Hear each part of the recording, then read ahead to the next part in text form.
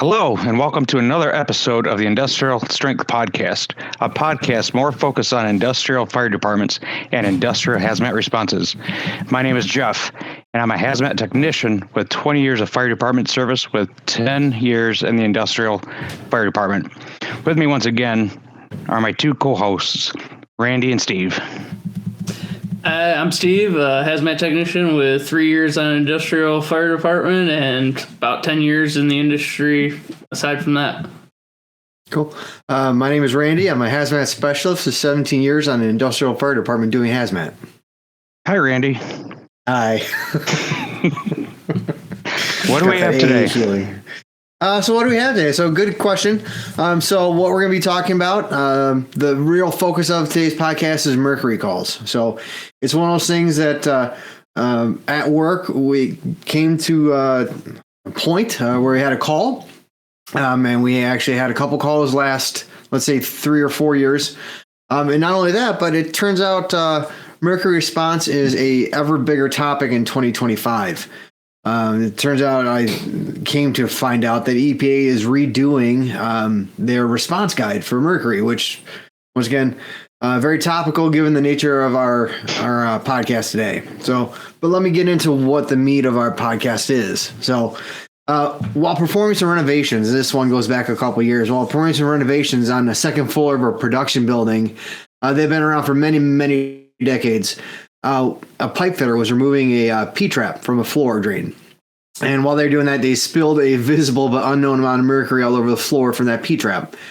And then workers then tracked that mercury throughout that building, really. So, because they hadn't thought about what they were doing and tracked it all over, which is, I think, the first mercury call I can remember having on our site.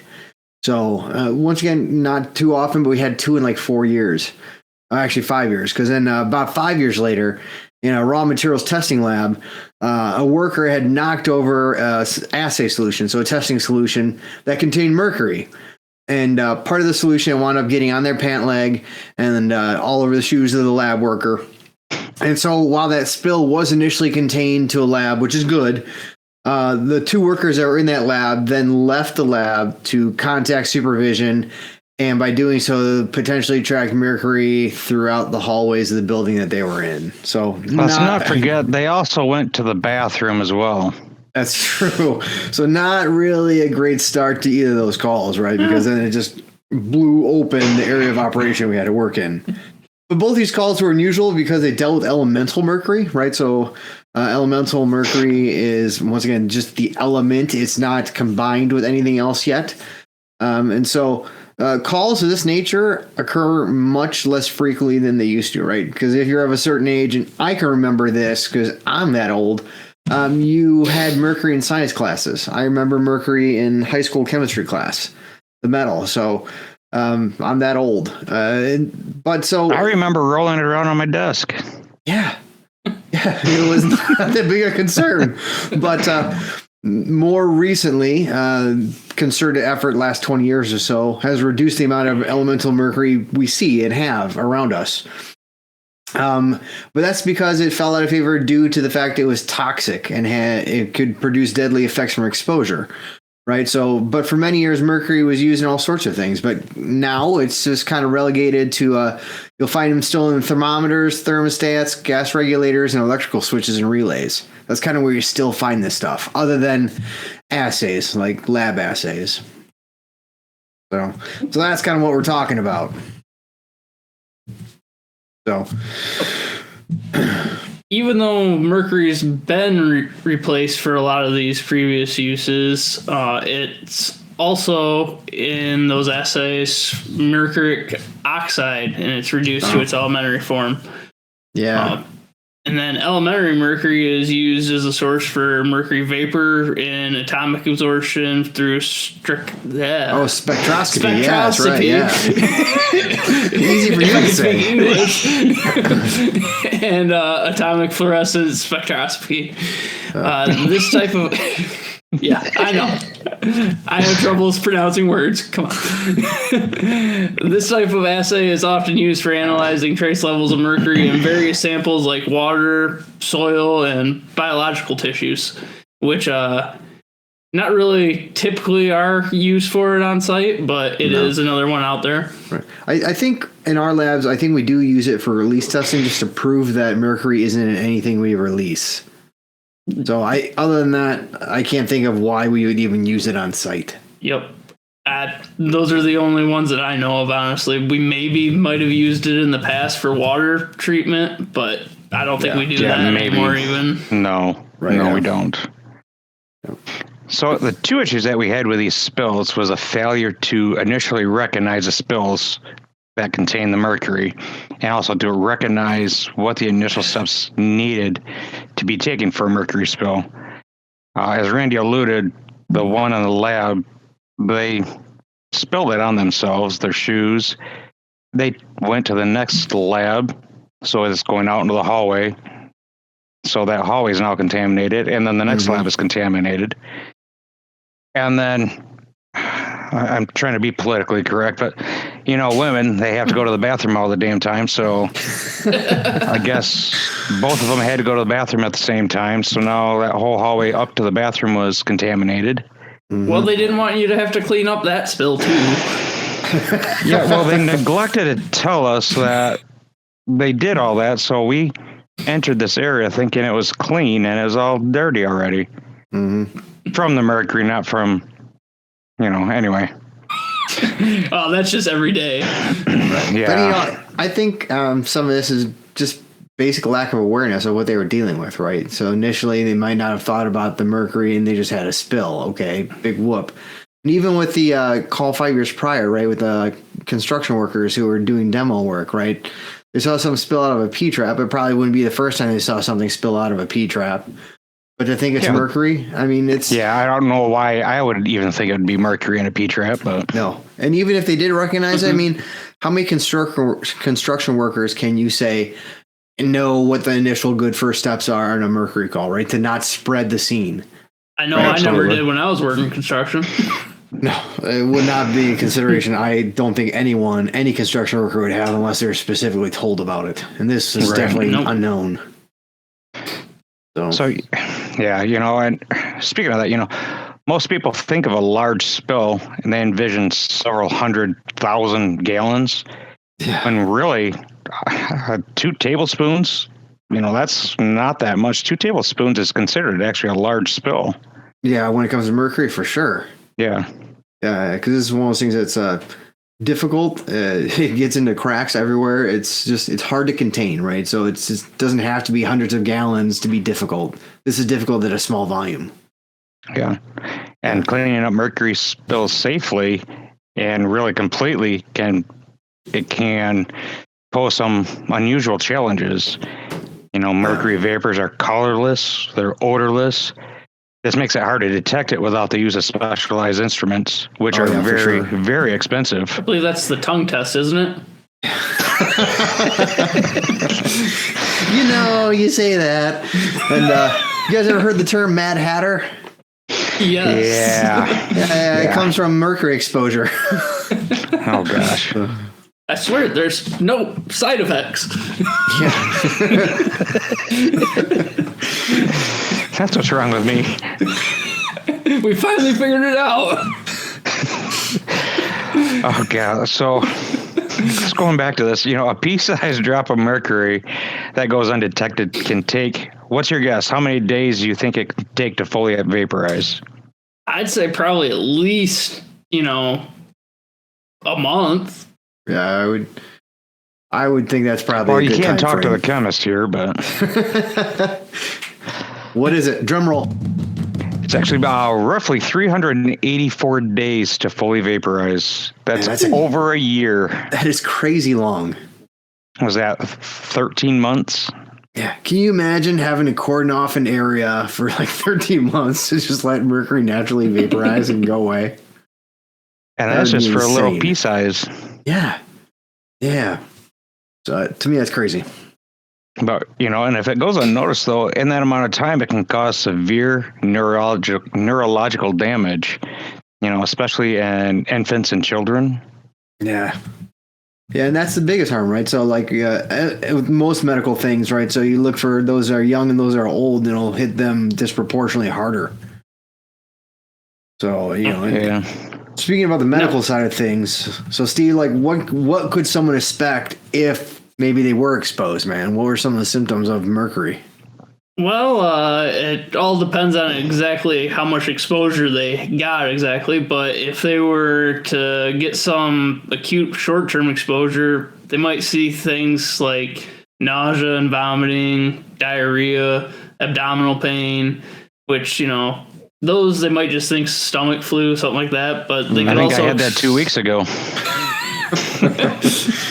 No, that's some other type of thing that we have vaccines for now. Oh, yeah, gotcha. But additionally to those flu-like symptoms, they might also see some skin rashes, tremors, seizures, headaches, fever, respiratory irritation, such as coughing and chest tightness, and increased heart rate and sweating even. Who could resist it with those kind of symptoms? I'm just saying. Sounds great. Sign me up. Sounds like a good Friday night to me. Right. Don't threaten me with a good time. Let's go. Or sorry, that's Saturday morning. Yeah. Try to sweat it all out from the night before. So, Randy, what are steps to handle a mercury spill? What do you think? So I think the first thing as emergency responders, you need to make sure we have access to the proper PPE and meters to be able to handle a hazard, right? So we want to make sure we're not getting exposed ourselves. We want to make sure we can detect where it is and where it isn't, right? Because in both the cases that we talked about from work, one of the big issues we had was people tracking this stuff everywhere. And so then being able to determine what areas are clean and what aren't are key. So with that, you'll need the right meters and the right suits. So as a responder, the absolute minimum PPE should be like a level B with SCBA. Because once again, we talked about those toxic vapors being so harmful for you. We want to make sure that we're covering that respiratory hazard. So SCBA for sure. And level B, it's because technically, even though mercury is a metal, it's a liquid metal, right? And level B, you typically think about liquid response. So, but that meter selection, man, it's going to be a little more difficult, a little more nuanced. So portable mercury meter detection is a bit of a niche application, and there's just a handful of manufacturers currently on the market. So of all the different meters on the market for mercury, they kind of broadly fall into just two categories. So meters that detect the elemental mercury, which is mercury by itself, and then there are other meters that detect mercury that are in compounds. So you kind of need to have a meter based on what you're looking for. So if like you happen to have like a lab that's got mercury in some sort of compound, you might want that meter. But if you have elemental mercury, or you suspect you might have access to it or exposures to it, you might actually need both, which makes it difficult because, like you said, Jeff, those meters aren't cheap. Now, how is the functionality different, really, in those two? It's the technology on the inside on how it works. So one is, remember how you even used to talk back about like absorption spectroscopy? Yep. So the technology on the inside for the elemental one is literally looking for a fingerprint for that element, where the stuff for the compounded stuff has different tech on the inside. So it's not looking for like an elemental banding or absorption spectrum. It's looking for something different. It's probably looking for something more like IR. So, but like I said, it's different in that regard. So it's looking at two different things altogether. One's looking for absorption spectra for just color or UV, and the other's looking for infrared, I would think. So that's kind of how they differ. That's actually very well said. Thanks. So, but those meters, man, even those two meters, like the broad categories, the elemental and the compounded mercury meters, even those get subdivided into two different categories, right? So you can have both those type of meters either look for just the presence of it, being qualitative, yes or no, do we have it or not? And then you have meters that are built for qualitative, telling you how much there is of it, right? And so you got to make sure you know what you want. You just want to know if it's there or not, or do you need to know a quantity? Because you might be doing if you're just doing emergency response, like, can I pull this guy and save him? Yes, no, might not be a bad thing. But if you're like in industrial health or EHS or even EPA, you guys might want to have something more like the qualitative, like how much do I have here? Is this? Yeah, I think that would be more based on like cleanup and stuff. Yeah. You know, I think for a lot of stuff that we do, I just want to know if it's there or not. Right. Right. And especially initially when you're trying to work on clearing an area like a hallway or a room or even a person. So like yes, no is very important. But then when you get the yeses, that's when that second meter really comes into play. How much do we got? Oh, sure. Yep. And speaking of what we do with it, really, I think we came across a problem in both of these instances from our team. Oh, yeah? See, what was it? Oh, wait. We didn't have a meter at all. That's it. That's it. Back to the tongue test.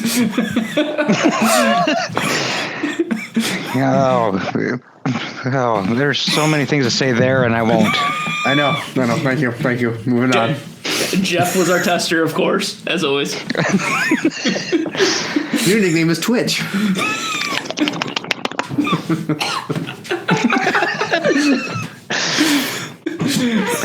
So, as we were saying, being on an industrial hazmat team, you would think that we would have every single meter out there known to man that we could use for particular substances on our site that are in use. Mm-hmm. In this case, we didn't. And that's mostly because all of our tools come out of a corporate budget allocation. And municipal departments kind of have the same thing they have to go through dealing with budgets. But if there's a specialized piece of equipment out there that they can't purchase due to their budget constraints, they have the ability to go out and get a grant for funding. Whereas we're limited to, say, you've got $5,000 to spend this year. That's all you get. Doesn't matter. Yeah, right. And that doesn't go very far with some of these meters. So right, I say obviously our budget's a little more than $5,000. They'd be like 2 level A's. Just throw an arbitrary number out there. Trying to convince a non-emergency response guy that you need this really expensive emergency response gear. Yes, it doesn't go very far sometimes. You know, thankfully though, for us, we have a company that can come in and they have the testers. They do all the remediation and cleanup and everything. So yeah. It's almost pointless for us to purchase a meter that we use maybe once every 4 years. Right. Yeah, for sure. You know, and that is one of those things where as long as we have that company on retainer, you know, we have the access to a meter in short order, right? Because that company is, you know, always within 20-minute response time for us. So it works out nicely. So it's not super long, but whatever. I like New Year too, though. But that's not how it worked out for us. But, ooh, shiny red ball. I know, it'd be nice. So how did it work out for us though, Jeff? So like, what do we do with that company? You know, so in our case, our team starts out by really evacuating the immediate area, and subsequently, and we really sequestered everybody into a certain area. You know, like in addition. Corral. Yeah, thank you. That's what I was trying to think of, and I saw a squirrel, so damn squirrels. Wait, what? Where? Yeah. But in addition, we needed to contact the environmental contracting company, and that we do keep on retainer because they have the mercury detection meters, and they also help with that cleaning up of that whole area and the people. You know, I think all 3 of us lost our shoes for several hours. Yes, because they were worried about the fact that we were in a hot area and we could have it on our shoes. So you are right. We lost our shoes for a period of time. I lost my shoes too, but it wasn't because of this call. I happened to be off duty at the time. Oh, that's right. That's right, yeah. My toes were in the sand, miles away. Sorry. We had to walk around in these rubber booty things. Dude, I wish we had a photo of that. They were like the worst galoshes ever. This is the one size fits none. That would have been a great picture. Dude, yeah, it would have. But anyway, so yeah, we did lose our shoes. They had to get tested. So we had the company, corral people and check all the shoes. And then unfortunately for that poor person in the lab who got the that solution on them, they had to lose their pants and shoes. Like they just went away. They never came back. They were just gone. Yeah. So, a little awkward because then they had to get some loaner pants. It's always an awkward day when you have to go home in pants that aren't yours. Well, keep in mind they had loaner shoes as well. It's true. that they Sure. walked through that contaminated area. So she lost 3 pair of shoes. I know. Now, how do you explain to your significant other when you come home in someone else's clothes? I don't know, man. But the cop in me says it finally happened. Those really aren't her pants. Just saying, I always thought that excuse was a lie, but turns out in this case it was true. Those weren't her pants. Officer, I swear these are mine. Right. Yeah, sure. Yeah, I wouldn't have believed it. I hadn't seen it myself. So, but anyway, so one of the other things. So get back to the call. So obviously we had an environmental company to help us with their meter, right? To check and clear people in shoes and hallways. But what else do we typically do for mercury responses, Jeff? Oh, we still have to assess all of our patients. We had a few different medical scenarios without going into detail. Yeah, we still have to do all of our vital signs and make sure our patients are stable. Yeah. Again, we did make them change out clothes, and then we did bring them down to our clinic eventually. Yeah, because if I remember correctly, we had a couple people with pre-existing health conditions, and their exposure to mercury gave us heightened concern, so we had to get them checked out in particular. So, yeah. But all worked out well for them. So, as far as I know, patient follow-up, things went well. So, no exposure symptoms. But aside from quarantining our patients and those involved, we also had to remediate that spill. Yeah. So, what do we use, though? I mean, I know for us, even though these mercury calls are very rare, I'm not sure if everyone does this or not, but we actually have a mercury spill kit. We actually keep them in multiple different spots. So, like, as far as the HAZMAT team goes, I know we keep a mercury spill kit on hand. I know for the second call we had in the lab area actually had their own mercury spill kits, which is nice. Yep. And so we typically employ like a 2-step process for remediating mercury, right? So our first step is to make sure we get our kit, right? So get your kit. Forgot step 1. Oh, yeah.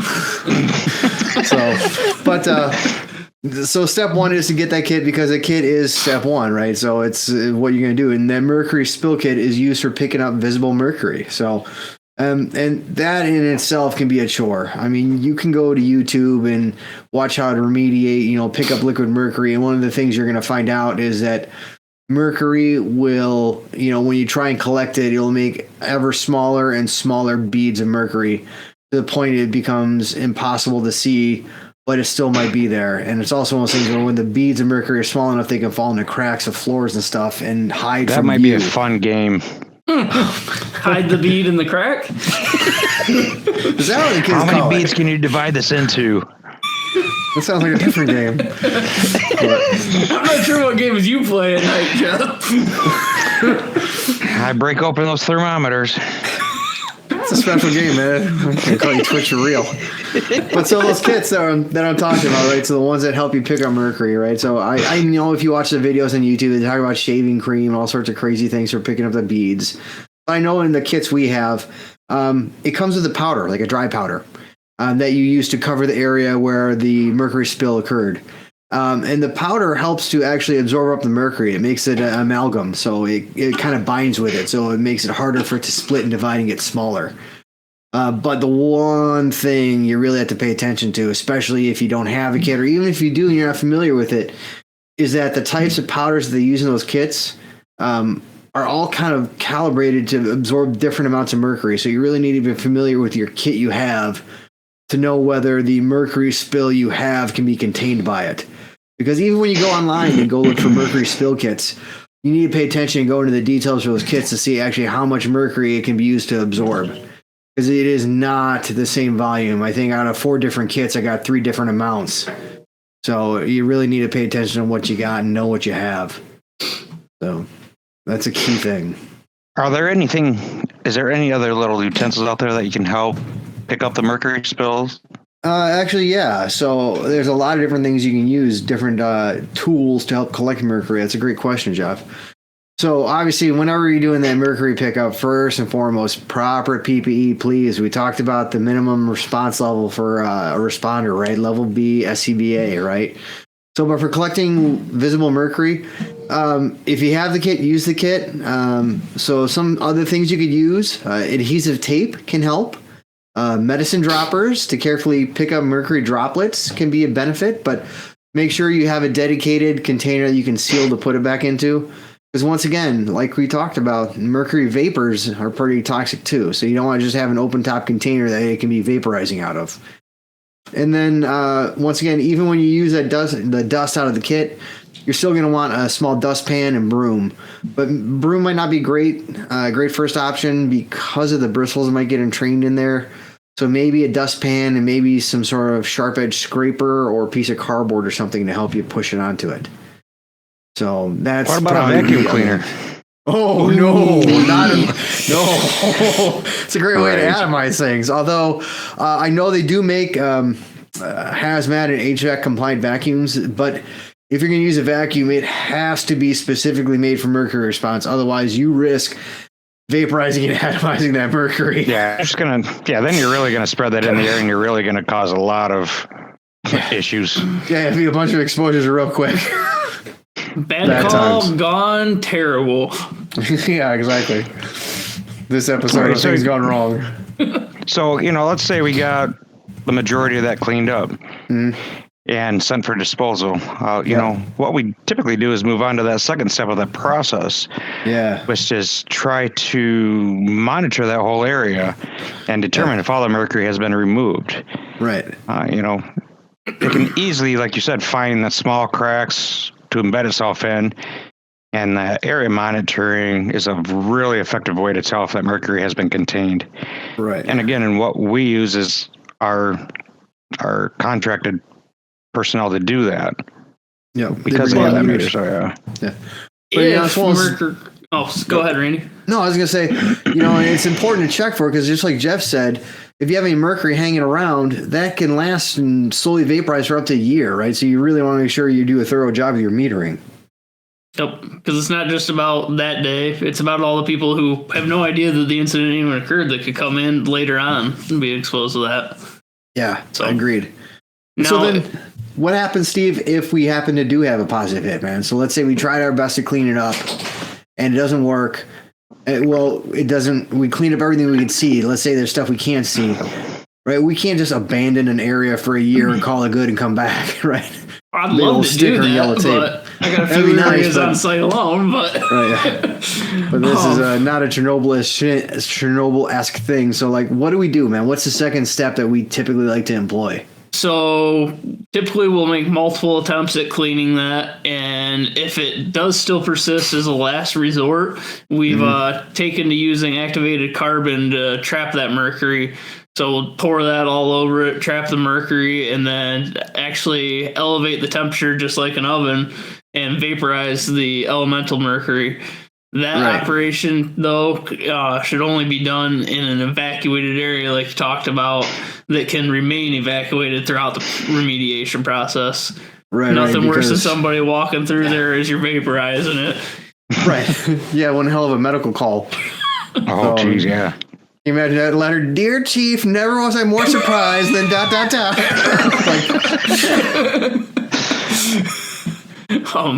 But areas that were contaminated must only be released using those specific mercury meters that we talked about, designed for clearance purposes.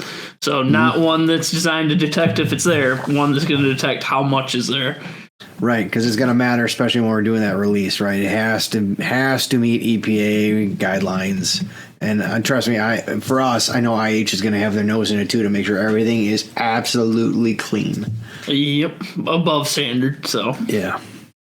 It is important to know that while mercury calls are very infrequent, if done correctly, it can cost as little as a day of time and a small amount of money, or it can be a lot of time and a lot of money. Yeah. I mean, months, millions of dollars, everything. And you got to remember, anything you collect waste-wise, that's special waste too, right? You can't just throw that out the regular waste, even incineration waste. That would be inappropriate. It's something to think about just for at home. If you got a thermometer out there that's been around since your house was built 40, 50 years ago, you got to take that into consideration. Yep. So tell us, have you ever had a Mercury call your site? Thermometer, electrical switch, anything like that? So if you've ever experienced a Mercury call, I had to deal with it, drop us a line. Let us know what your experience is like. We can trade war stories. So, and Steve, where would they contact us at? That would be at hazmatharder@gmail.com. Beautiful. And Jeff, I heard that you may have a topic for us for next week. I might. What could it be? Might be handling rail car issues. Ooh, No. I like it. Ooh. Now, if I'm not mistaken, that might have been from one of our listeners' suggestions that came out. It was. It was. So if you deal with rail cars or have rail cars on site, stay tuned. Next episode is going to be a good one. See you guys next time. Thanks for tuning in, and Hazmat Harder. Yeah, Hazmat Harder. Guys. Bye.